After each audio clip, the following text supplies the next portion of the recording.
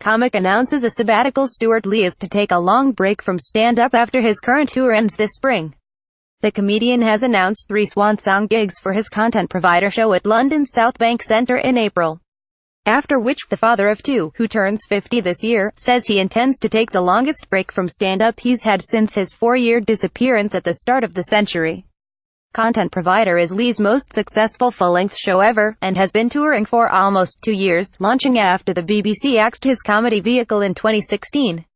Click here for the remaining dates. The blurb for the show's at the Royal Festival Hall on April 19, 20 and 23 says, "Join him on these special evenings as he finally abandons 2 hours of monetizable material and performs the show for the very last times."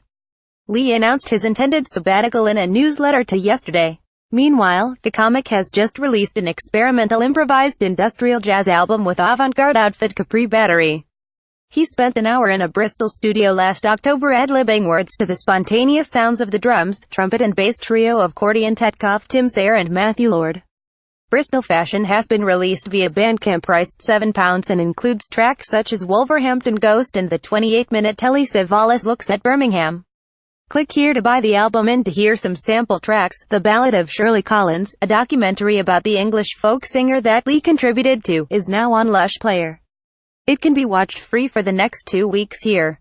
Published the 31st of January 2018.